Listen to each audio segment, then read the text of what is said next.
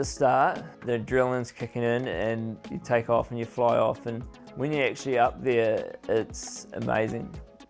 You get time to reflect on a lot of things. Paragliding is a form of meditation for Nicko Mannix. It is something special.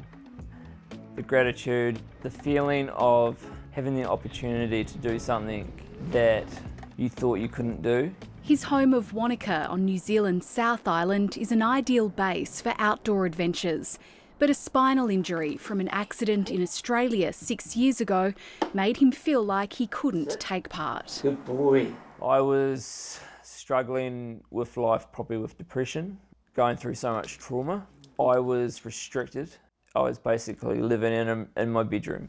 Nicko's life changed when he met Jezza Williams, a fellow Kiwi who's determined to open up the adventure industry to everyone. In 2010, after being an international river guide and canyon guide, I took 1 second of my life to change the rest of my life, and I had a canyoning accident.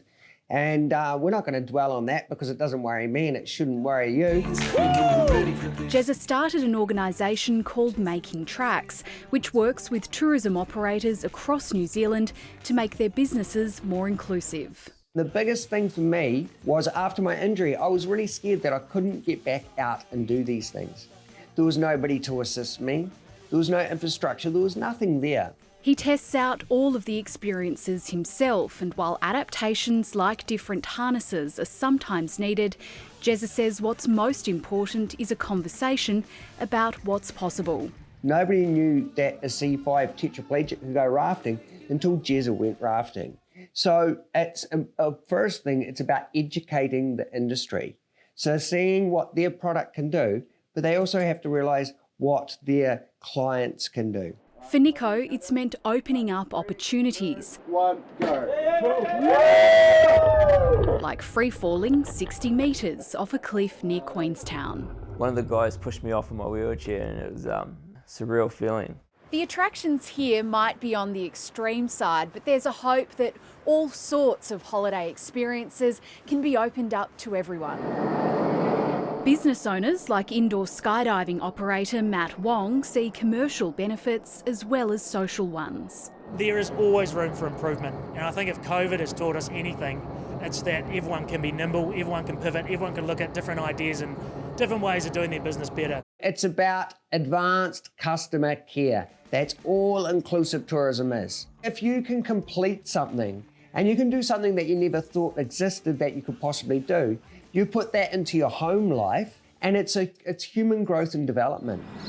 Sydney-based blogger and educator Mel Harrison has a passion for travel, having been around Australia and the world. It's important from a level of being able to be included. She's noticed improvements in the Australian tourism industry over the past 20 years or so, but says accessibility remains an issue when it comes to some experiences and accommodation.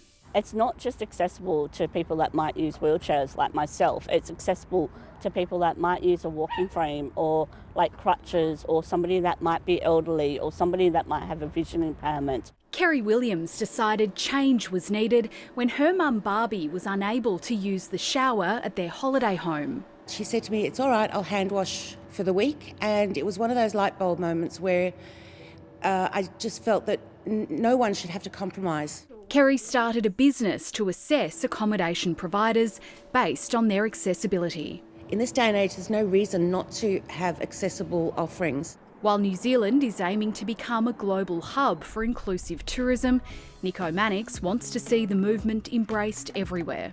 I hope that people in other countries can take a note and make it happen in their country, because it saves lives, because it gives people a why and there is no limits.